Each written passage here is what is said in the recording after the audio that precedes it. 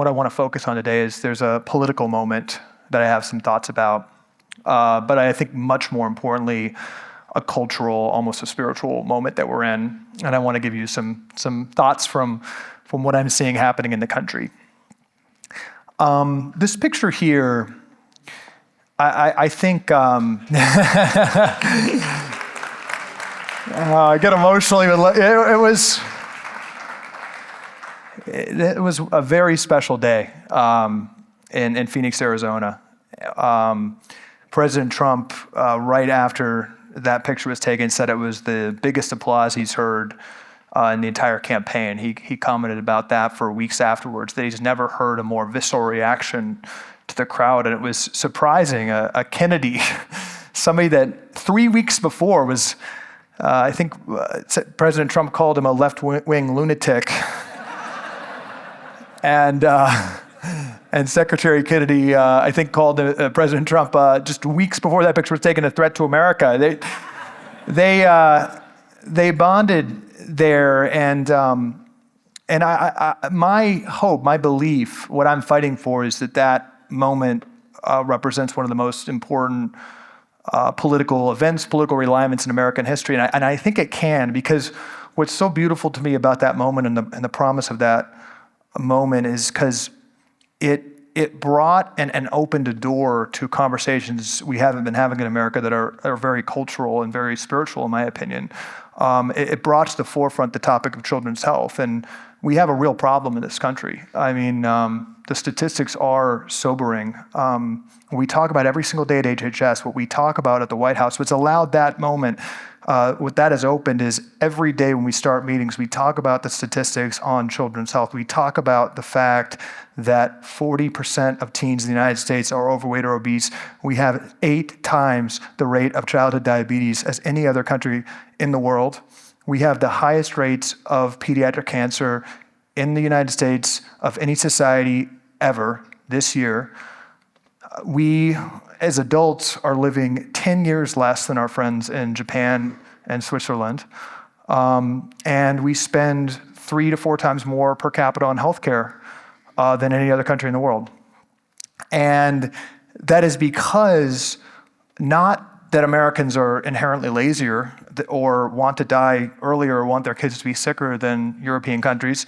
I always pick on the Italians because we might expect the Japanese to be a little bit better than us, but the Italians, they live 7 years longer than us, and we're not lazier than the Italians. I love the Italians, but we're not just, there's something going on, and there's something very pernicious and very, very deep happening that's leading to these trends. But the reason we're talking about these things is because that mission met the politics, and growing up in DC and becoming very passionate about this mission, which I'm going to talk about and we wrote in the book, what was stuck in my head from my experience at DC is the mission is all well and good, but it's got to drive votes. It's got to drive a political coalition, and that political coalition gives the capital to talk about and drive change. There's 2 forces in DC, in my opinion. There's money and there's voters.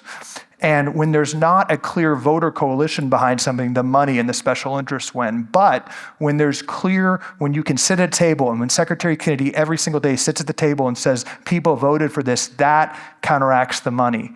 And by proving that voters joined and supported this coalition, that gives the leverage to real change, both on a policy level, but I also think much more importantly, it's substantiated really, I think, messy and important conversations in the country about how we're prioritizing our resources in this country. What we talk about a lot is that we spend 6% of our national income right now on food and 23% of our national income on healthcare. In 1940, we spent 25% of our national income on food and 3% on healthcare. And in Europe, it's also reversed. They spend more of their national income on food. In many European countries, it's 12 to 15% and sub 10% on healthcare. So there's just something happening where we've, I think, misprioritized our priorities in this country. We're being poisoned on the front end, and then there's something that's profiting, there's something that's propagating drugging and management of disease on the back end. This moment, because it drove votes, and we talk about this a lot, but Trump was almost 50-50 with young people. He made up 11 points. He dramatically closed the gender gap more than anyone would have expected. I think it was 8 points in previous elections. I think in 2016 it was like 22 points. So women broke more to President Trump. And independence.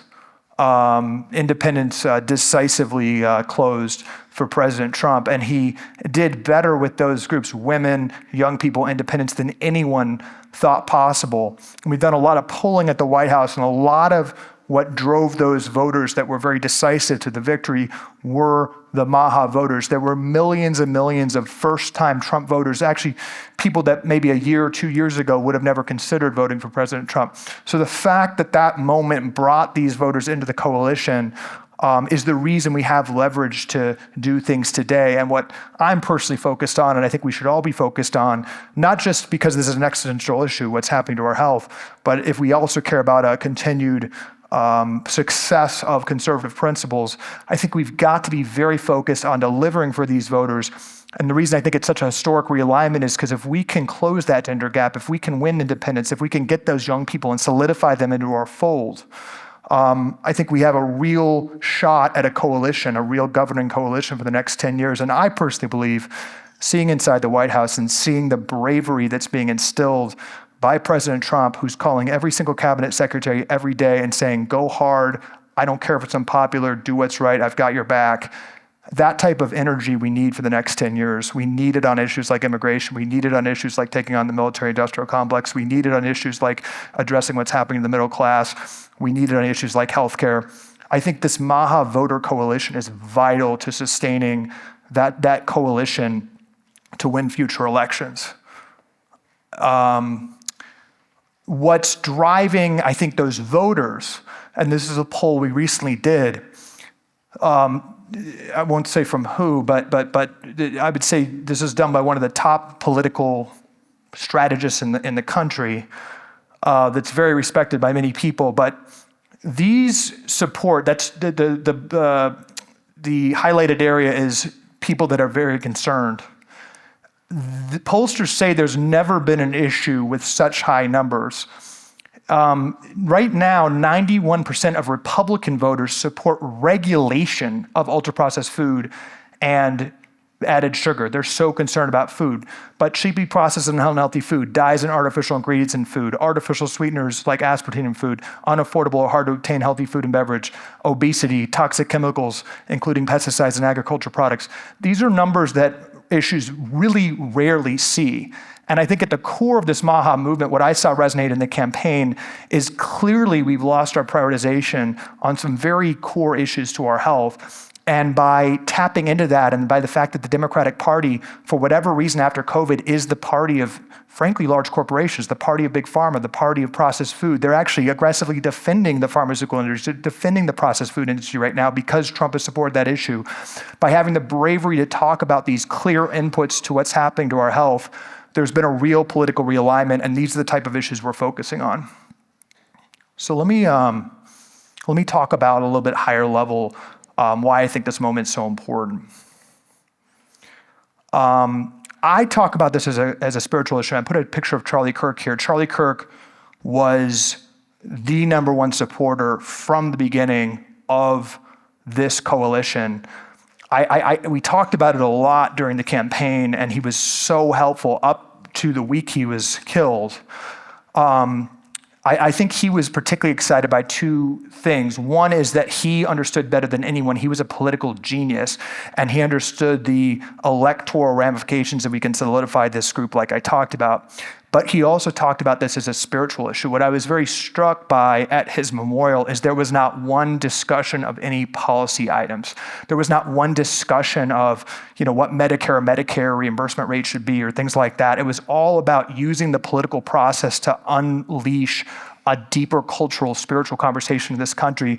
And I think he saw MAHA and this focus on children's health as actually a way to get to deeper cultural and spiritual conversations. And I think it's hard to define, but I think that's what resonated so much with voters and what we need to, that vibration we need to stay on. I think it's why Casey, my sister, who's testifying next week for Surgeon General, I think she articulates this better than anyone. And I think the more we can stay at that vibration, that this is not partisan, this is actually a cultural conversation about what we're prioritizing. Why are fertility rates going so low? Why are we showing such lack of respect for children? Why do leading medical organizations say that we have to serve kids ultra-processed food because we can't expect moms to cook healthy food for their kids, which is literally what they argue. There's almost demonic arguments that are being made that I think are anti-children that we're opening up. And I think Charlie really saw that wider connection.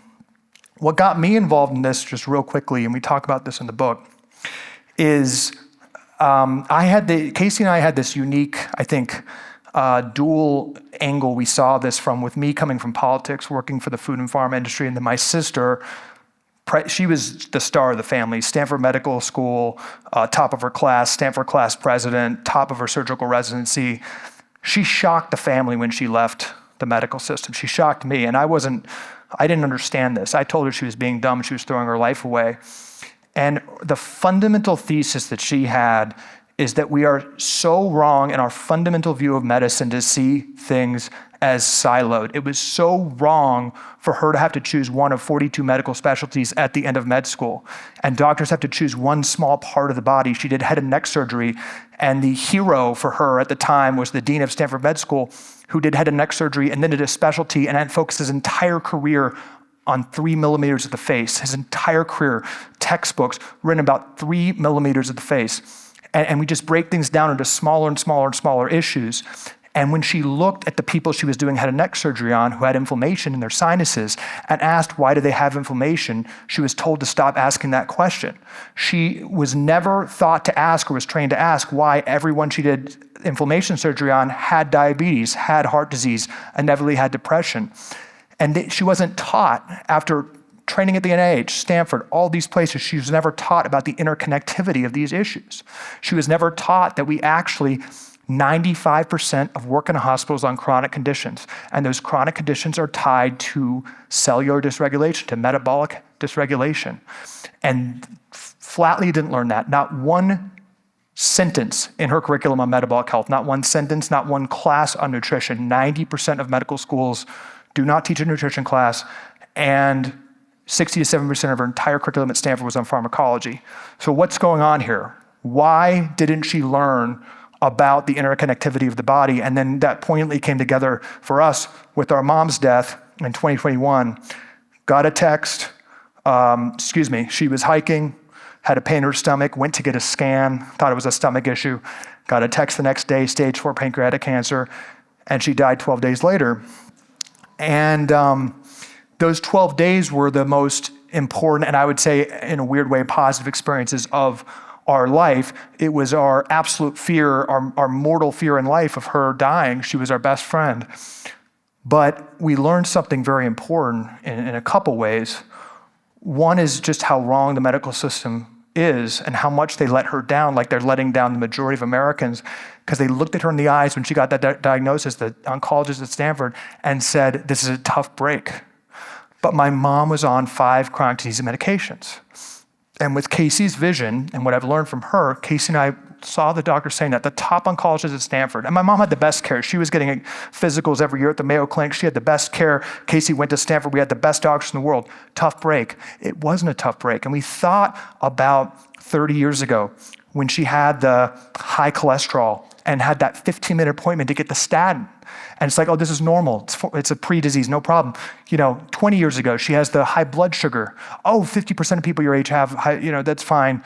Take the metformin. The high blood pressure. Oh, ACE inhibitor, no problem. Take this. All 15-minute appointments. What if those doctors had the training and had the courage to go against the system of this treadmill my mom was on and talk to her 20 years ago, 30 years ago about what was actually happening inside her body that resulted in those warning signs? My mom had all of these warning signs. She battled with weight. She had all the signifiers of metabolic dysfunction, but she was just given the pill, and she had the best care of anybody. If she was set on that path of curiosity that so many people want to be set on and could be set on, during those steps along the journey, she'd definitely still be here today, and so many other people would be as well. And what's happened to my mom is happening to the majority of Americans in this country. So that's what led us to become very passionate about this. And I think just Casey's just beautiful way to talk about this from a scientific perspective. Right after my mom's death, I left my other company and we went all into writing this book and talking about these issues. And again, I think our core point, and we're being now demonized by the media, who's 60% funded by pharma, for being too simplistic. It's too simplistic. Of course there's a long tail. And we say in the book, if you have a life-threatening issue that's going to kill you right away, of course go to the doctor. If you have cancer or some complex disease, of course you should. We're not saying don't see a doctor. But for the preponderance of what's ailing America right now, it's 95% of costs are on chronic conditions. And these things that kill you at the end of the road, Alzheimer's, cancer, heart disease, things like that, there's warning signs along the way, and those warning signs are plaguing American life. I mean, you look at what's happening to children right now, SSRI rates, antidepressant rates among teenage girls are up 800% in 7 years. It's something like absolutely crazy. Adderall is now a rite of passage for a teenage boy who is sitting in a sunless classroom, sedentary, eating ultra-processed crap for 7 hours a day. He gets a little fidgety and they give them Adderall. This is all just a rite of passage for people. And this is literally all we're talking about at the White House. How do we get better food on a child's plate? How do we get childs moving more? 40% of schools right now don't have mandatory recess. How do we get more sunlight for children? How do we modulate that chronic stress when teens are on cell phones for 8 hours on average a day? We're in Delaware, and I'll tell you, the chemicals that have been developed by American ingenuity, everywhere in this room, is made up of chemicals. The paint, the carpet, what we're wearing, it's not about not having chemicals. But in this explosion of modernity and all these products that we wouldn't want to trade away, there's costs. And our medical system has ignored those costs. Obviously, a child today is exposed to tens of thousands of novel chemicals that are just scientifically hormone disrupting. And we're seeing mass hormone disruptions in children. Women in the United States, girls, are hitting puberty 5 years earlier than they did a generation ago.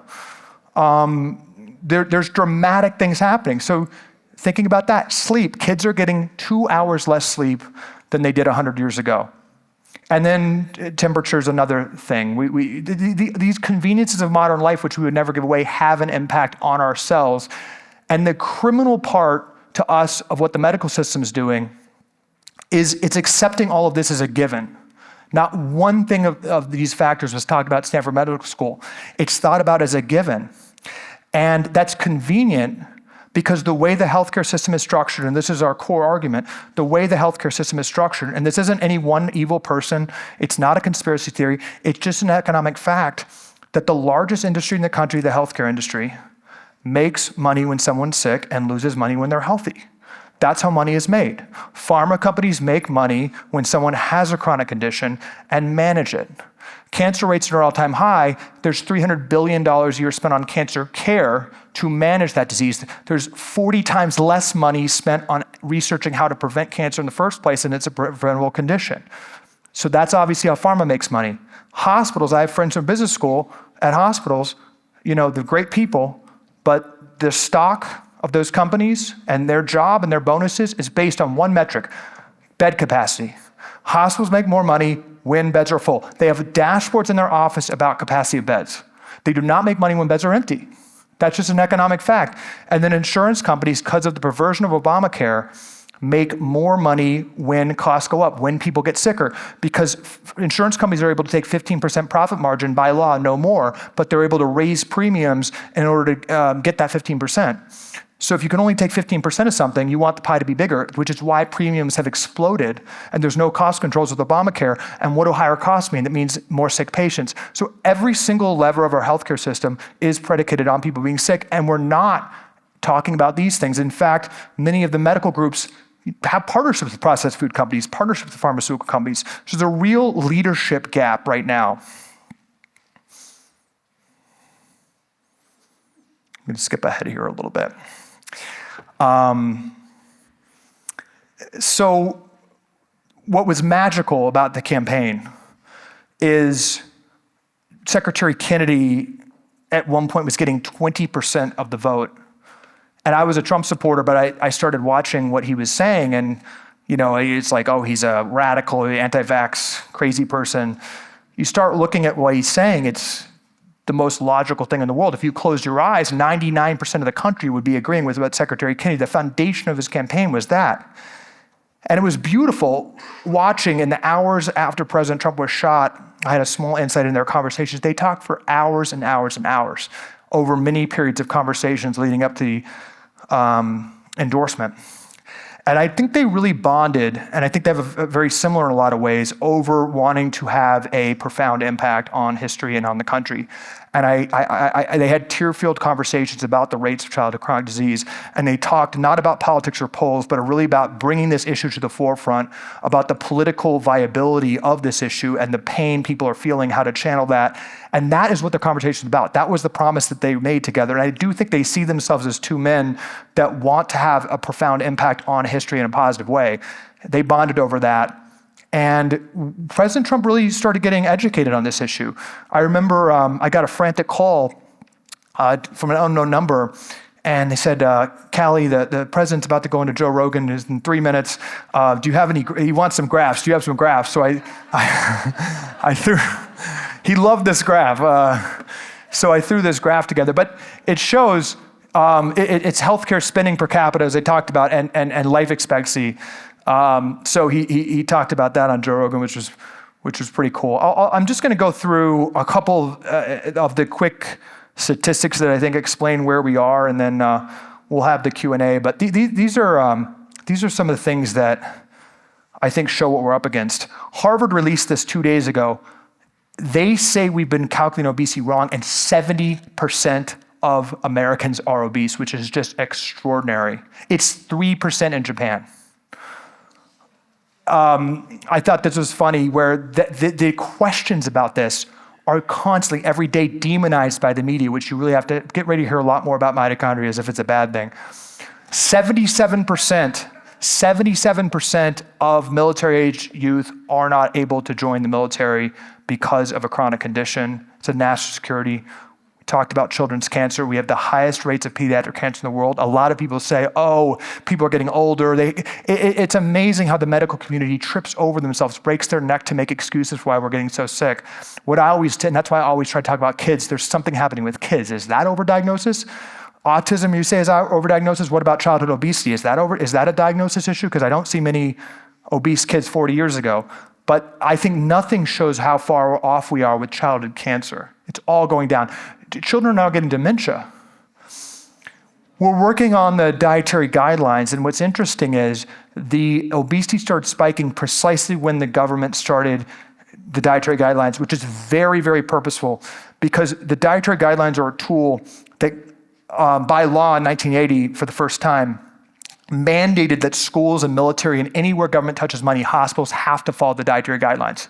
And the dietary guidelines in the 80s and into the 90s with the infamous food pyramid were the sole research, the core component of its research was an institute from Harvard called the Sugar Research Council, which was a group at Harvard, the Sugar Research Council. And it said that sugar was actually good energy for kids, fat is bad, we need to go high carbs, which led to the food pyramid, which was a processed food marketing document saying that meat is bad, that healthy fats are bad, and that we have to put carbs, processed crap at the bottom of the pyramid as our most important thing. Interestingly, we remember that food pyramid. The legacy of that exists to this day. To this day, the number one most recommended item in the dietary guidelines, which flow to military, to schools, to everyone, is grains, is processed grains, which is crazy. That's the number one most recommended item on the current dietary guidelines. Meat is demonized. The current dietary guidelines under Biden says that beans are the best source of protein and you really shouldn't eat meat. And they say, most criminally in my opinion, that added sugar can be a healthy part of a 2-year-old's diet. So these are the guidelines that go into food procurement. And we'll skip ahead a little bit here. A little short. Team mental health. and this just gets, I'll just flash through these, just gets to, what we do is, it's just how much things have changed, right?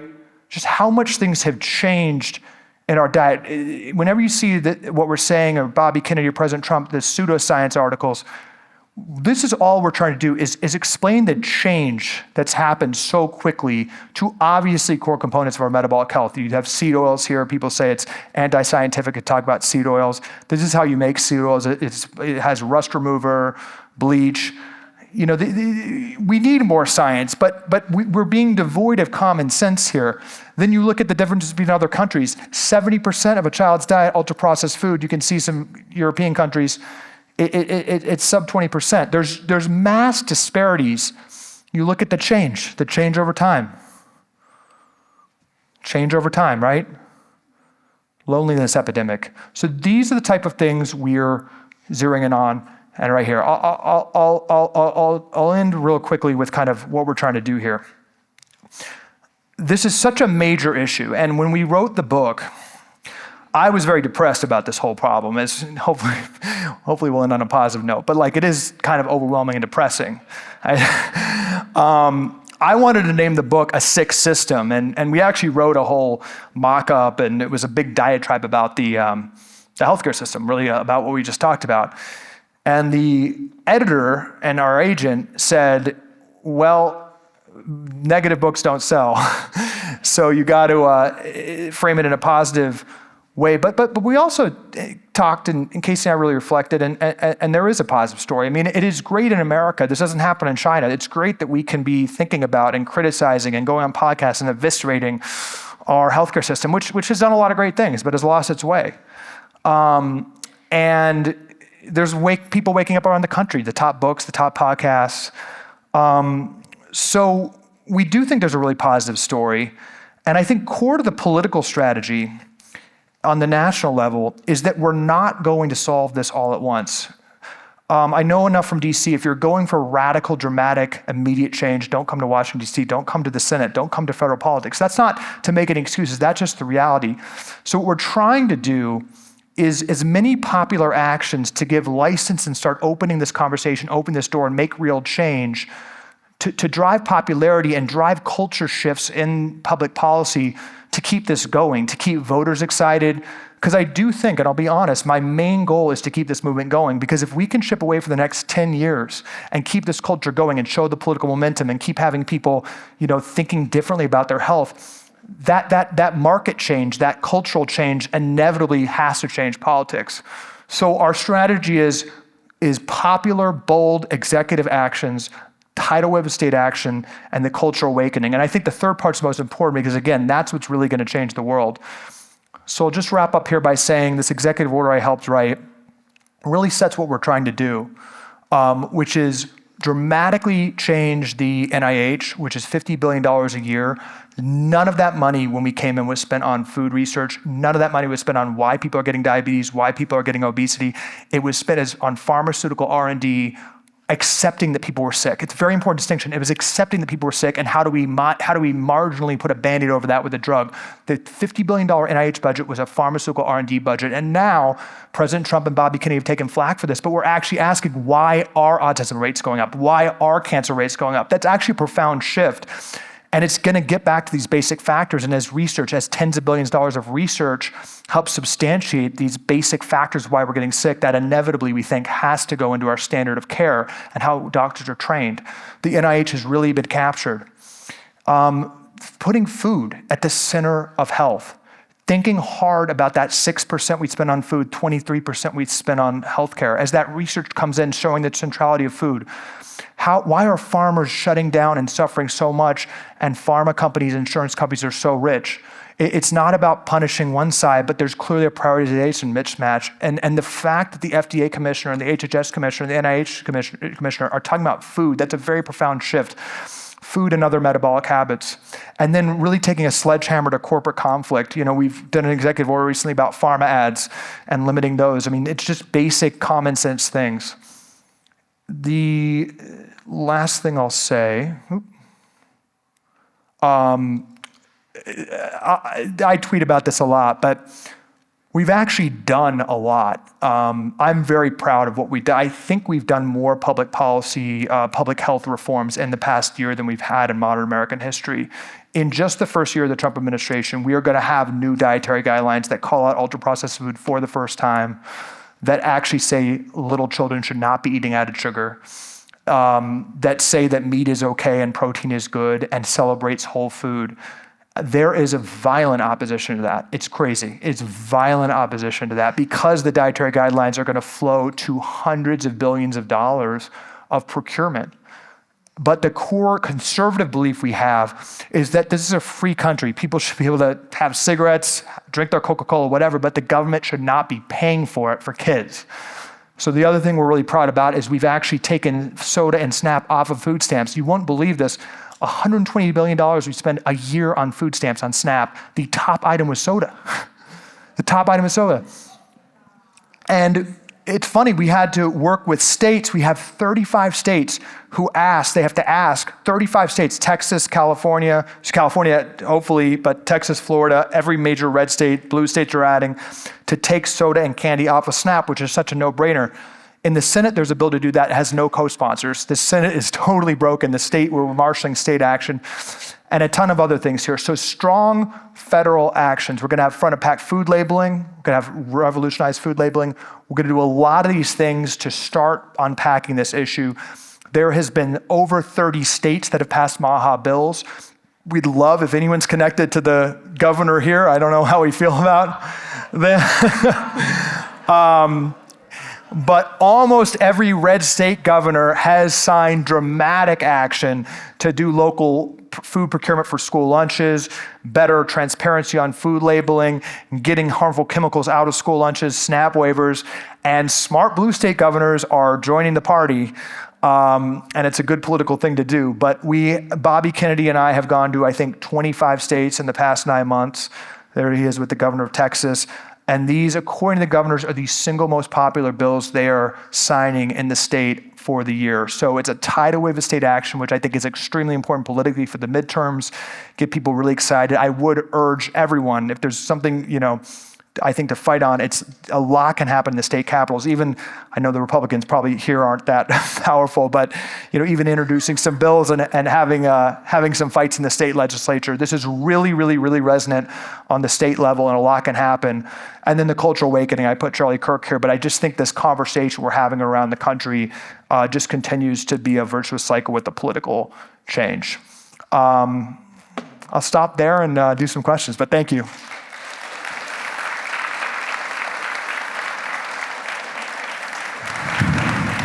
Thank you. Great. Excellent presentation, Calley. So I want to start off with kind of really getting to the root cause of, I think the most powerful thing that stood out to me was this shift that took place between a more holistic, kind of integrative approach to understanding the human body and medicine to this fragmented approach where you have 60 different specialties and you never think about how, things are connected. And so I'm wondering, historically, if you could talk about that moment where things shifted in the medical community and why. Towards that more siloed view? Yeah, I think you were earlier when we were chatting, yeah.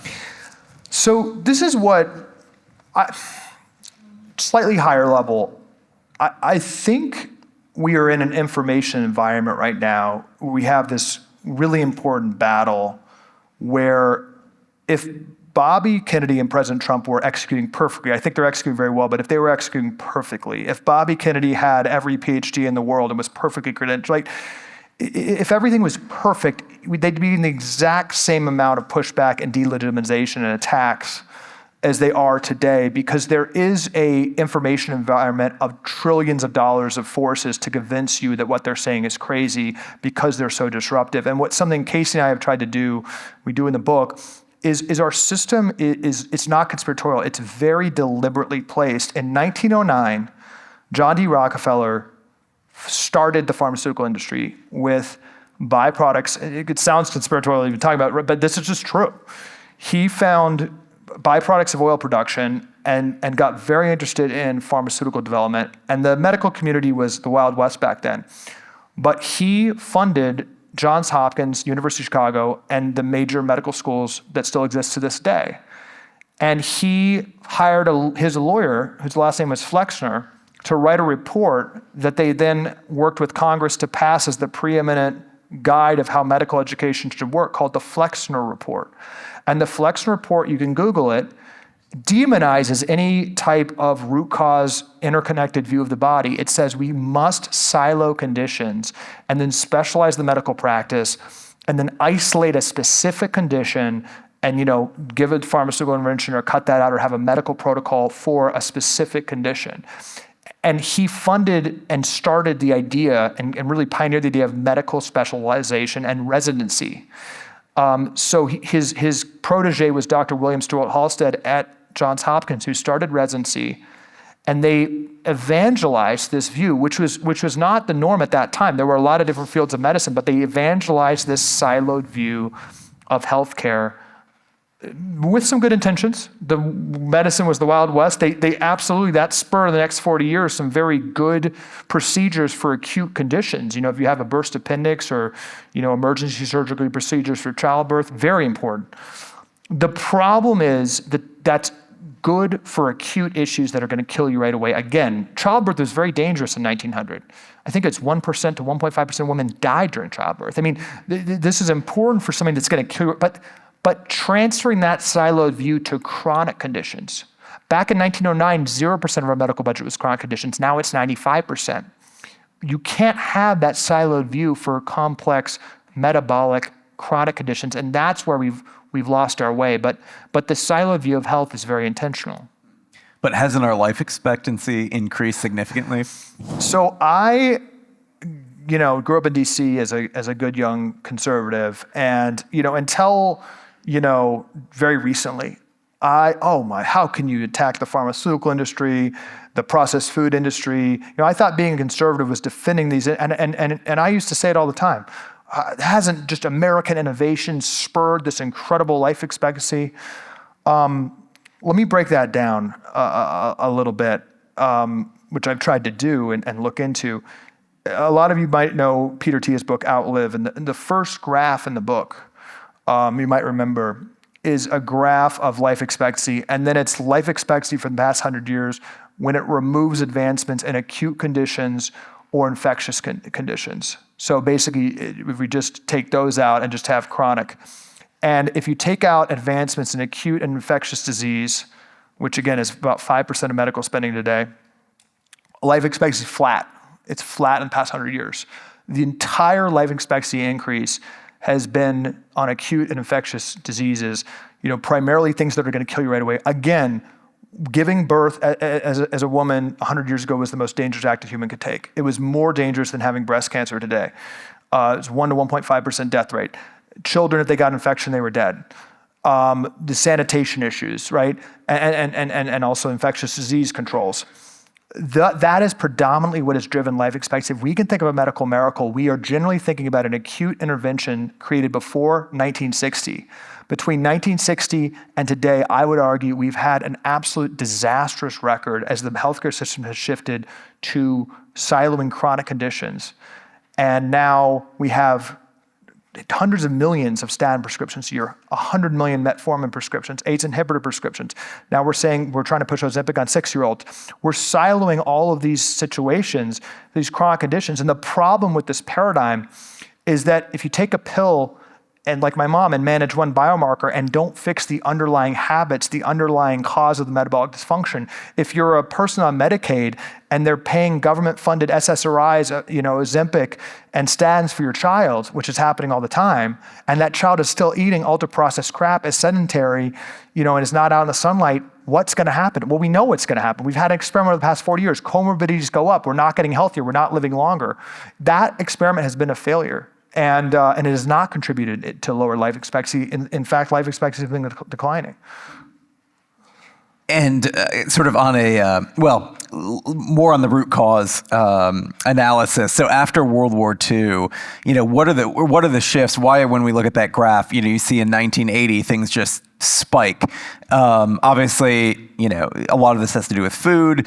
A lot of it has to do with treating chronic conditions. A lot of it has to do with the incentives. You talked about, doctors aren't judged primarily based on outcomes, but on how many patients are being treated. What would you say are the primary drivers in your estimation?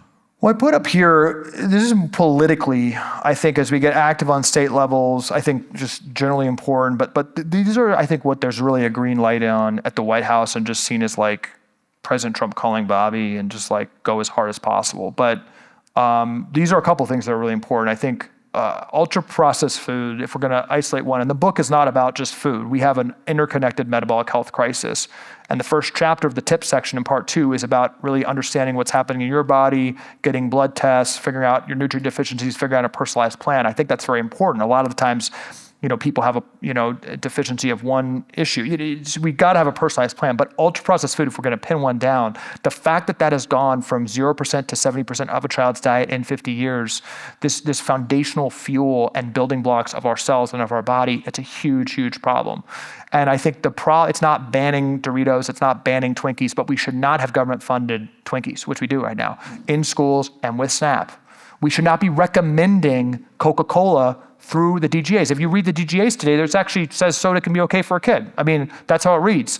We should be very clear from our public health authorities. As we're doing the DGAs right now, there is the pushback I'm talking about. It's a couple elements.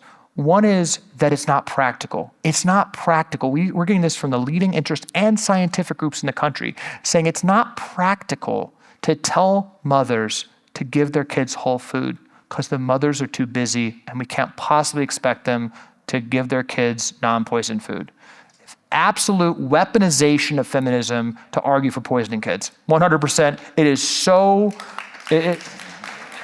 it's so blatant and aggressively used. It's horrifying and shocking. It's such a disgusting low estimation of the American people, the American mother. And the second thing that's aggressively being used with these DGAs is that, well, okay, that's scientifically right, but it's going to be too expensive. It's going to be too expensive. To which my response is, I pull up the law and what the DGAs are, and there's nowhere in there that says it's DEI document that takes into account affordability.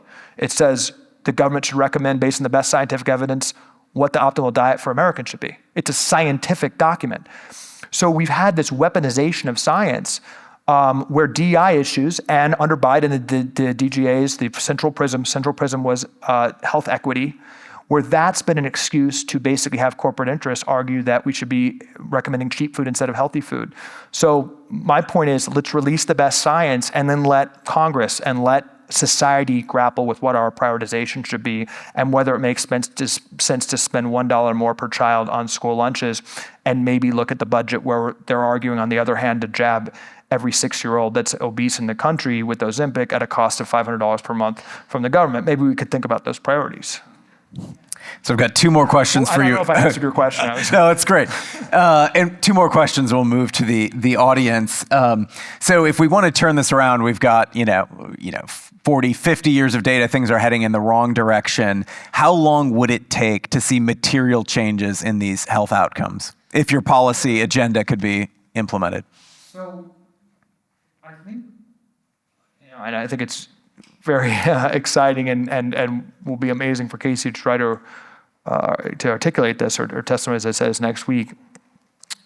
What we talk about in the book, what I've seen and what is really clear, and hopefully people in this room have seen, is that if you do the simple things, you can change things extremely quickly. Like COVID was, I call, a very metabolically based issue. We had 16% of COVID deaths worldwide with 4% of the population because our immune systems and our metabolic health is so at risk. And Casey and I have talked a lot on podcasts. Well, that could have been Dr. Fauci could have been doing a full, this could have been a warning sign for our metabolic health. And people say, well, that's a longer term issue. It's like, you can turn around your biomarkers in 3-6 months. You can, if you're really, looking at blood sugar issues, go keto, you can go through the principles in the book and really adjust your diet, really adjust your habits, really adjust your supplementation. You actually see improvement very, very quickly in your core biomarkers. So I think with what's happening right now, we are going to see decreases. This is what I'm staking, I'm saying this publicly. We are going to see rates, I believe, of childhood obesity and overall obesity, diabetes, and I think depression among kids lower in the next 4 years. I think we're going to see that. The reason I think that is because we're doing some major policy things. It's going to make a big, big difference to get cell phones out of schools, which we're doing, to get to get healthier food in schools with the DGAs, to get the Presidential Fitness Commission, which is a huge priority to get kids moving more. That's going to make a huge difference. But I think the most important thing is the cultural. The Wall Street Journal just reported that snacking in the country has gone down 7% this year, snacking. So the stock market's at like an all-time high. The junk food companies are all lower. And I think that's positive because people aren't buying junk food. That's maybe partly because of Ozempic, but the CEO of Kraft said that the biggest problem facing their company is what he sees as a consumer awakening where people aren't buying snacks. So I think we all feel it. I think many people are seeing this. There's people reading labels more. There's people waking up. And if that keeps happening, we're going to see rates of disease fall this term. I will say though, and for everyone here, and I think just the tactical political strategy, we need 10 years. I think this whole MAGA movement needs 10 years. I think what President Trump is scratching, he's scratching the surface. He's moving faster than any president, I think, in our lifetime, maybe in history. But the problems that are being addressed all at once are so massive. When you talk about immigration, reforming our military, reforming our schools, reforming our healthcare industry, reforming basically every part of the US economy, reshoring the middle class jobs, manufacturing, global trade, war and peace. I mean, there's like so much going on. It's really inspiring. And I think we need 10 years where the absolutely bankrupt, indescribably awful deep state bureaucrats can be refreshed. People that are absolutely destroying the country to a degree I can't even explain. The HHS staff sends around widely a memo about how they're protecting the country and protecting science from President Trump and Bobby, and how they pass around a manual called How to Be a Bad Bureaucrat and How to Subvert Leadership of the Government Without Being Fired. That's what we're dealing with at every single agency. So we need 10 years to refresh these people and refresh the culture and chip away at these things. So that's, I think, again, what one of my core points is. We got to keep active at the local level, on our personal level, and keep, if we are aligned with this message, keep supporting this type of view in healthcare thinking to have 10 years where I think these little wins are really going to add up, and we're going to look back with all of these little wins and see a transformed health environment. So last question. It seems like there's obviously a lot of exciting political momentum here.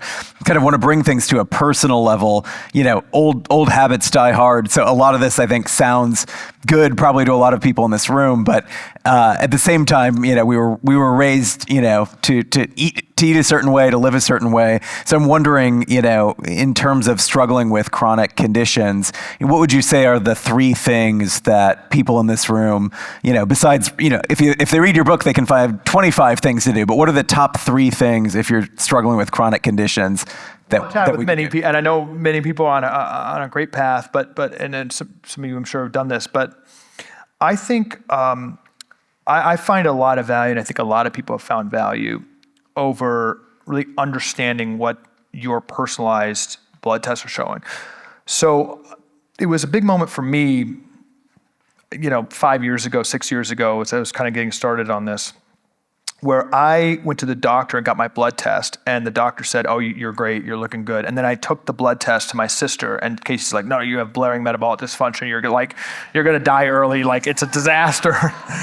And I went back to the doctor. I'm like, "Does this like indicate these ratios?" Casey like gave me some ratios, like HDL to triglycerides. I'm like, "Does this?" And they're like, "Oh yeah, that's bad." I'm like, "Why didn't you say that?" They're like, "Well, you're not at a treatable level yet. All we do is we have a little program, and then when you're above this level, you get a stat, and when you're above." So that's how basically doctors are. So I have no relation to this company, but Function Health is interesting. But what it does is it gives a functional medicine in-depth blood test. And almost everyone, I know that's taken it, they have an autoimmune condition they didn't realize they had. They have a nutrient deficiency, or based on the ratios, even though their doctor's telling them they're fine, they actually really have warning signs of metabolic dysfunction. And I think it's actually very useful. It was very useful for me to hear that from Casey, to actually see that you're not doing as well as you could, that you are really at risk in the next 5 years of having a cardiovascular issue or having prediabetes, or that you already have prediabetes. Most people, 90% of people don't even realize they have it. So like, it's useful to have that information. I think it's very empowering. I think doctors should be much more plain spoken to parents and kids when most of the kids they see are obese. I mean, like, we need plain talk. And what this functional medicine can do is give you an honest realization, which again, I think is motivating, and helps you gamify then, what to do to solve that. So I think the blood test is really important. And then it's funny, I thought some of the tips in the book were overly simplistic. I'm like, this needs to be more of a literary book, and like, not eat ultra-processed food, everyone knows that. But some of the best reception has been like just the step-by-step shopping lists and very simple tips. And I'll tell you, being in the government, I'm trying to remind myself this every day, we are trying to keep it simple. I hope when we release the DGAs, I'm trying to work on the event. What's the DGA? The dietary guidelines. I want the sign to say, eat real food or eat whole food. I honestly think that tagline is more important than the hundreds of millions of dollars we're spending on nutrition research and all this crap. We need to get ultra-processed food out of our schools. We need to really think about eating whole food. Proteins, as good, high quality protein as possible, fruits, vegetables, whole grains, not processed grains, beans, legumes, nuts, seeds. I mean, if we can steer that 70% back to the European levels of 10 to 20%, that's the biggest difference. They're eating real food. Now, I think you can talk about the quality of the food, but even if you just go to real food, I think that actually transforms our country, transforms our agriculture system, transforms markets. I think it's really, really, really important.